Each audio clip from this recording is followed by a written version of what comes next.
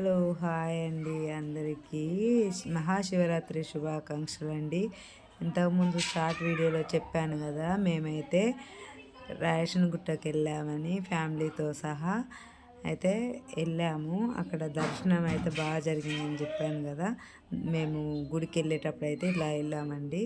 గుళ్ళో అయితే చాలామంది ఉన్నారండి.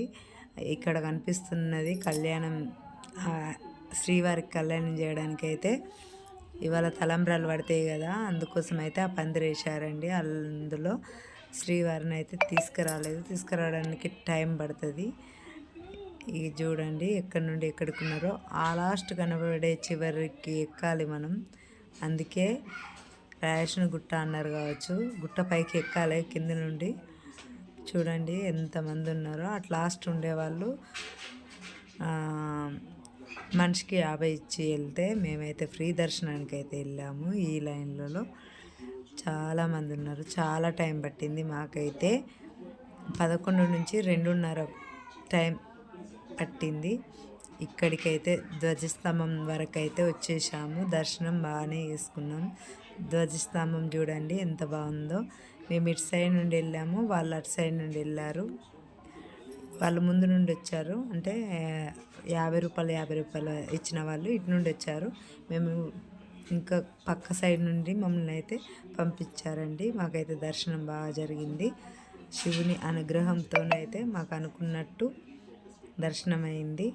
చాలా మంచిగా దేవుని దగ్గరికి పోయి ఏ గుళ్ళో అయినా లోపలికి వెళ్ళనియరు. ఈ గుళ్ళో అయితే లోపలికి వెళ్ళి ప్రతి ఒక్క విగ్రహాన్ని ముట్టుకొని మొక్కి బయటకు వచ్చామండి. మేమైతే బాగా అనిపించింది, నాకు కొత్తగా కూడా అనిపించింది. ఏ గుళ్ళోనైనా దూరం నుండి దర్శనం చేసుకొని రావాలి, కానీ ఇక్కడ చిన్న చిన్న దేవుళ్ళు ఉన్నాయి. ఆ ప్రతి దేవుడిని మనం మొక్కుకొని చూసి దగ్గర నుండి తాకి మొక్కుకోవచ్చు అన్నట్టు. బాగా అనిపించింది నాకు. చూడండి ఎంత బాగున్నాయో, ఎంత బాగా అనిపించిందో. ప్రతి ఒక్కరు ఓడే గుడి లోపలికి ప్రతి ఒక్కరం వెళ్ళాము. దర్శనం అయితే బాగా అనిపించింది, బాగా అయింది. ఆ శివుని ఆశీస్సులు అందరికి ఉండాలని మనస్ఫూర్తిగా కోరుకుంటున్నాను. చూడండి శివలింగం ఎంత బాగుందో, నంది కూడా అంతే బాగుంది. నాకు బాగా నచ్చింది. నేనైతే తొందరనే బయటకు వెళ్ళిపోయాను. ఎందుకు అంటే చాలామంది ఉన్నారు వెనకాల, అయితే తొందరగా పంపించేస్తున్నారు. మేమైతే వెళ్ళాము. చూడండి బాగా అనిపించింది నాకు.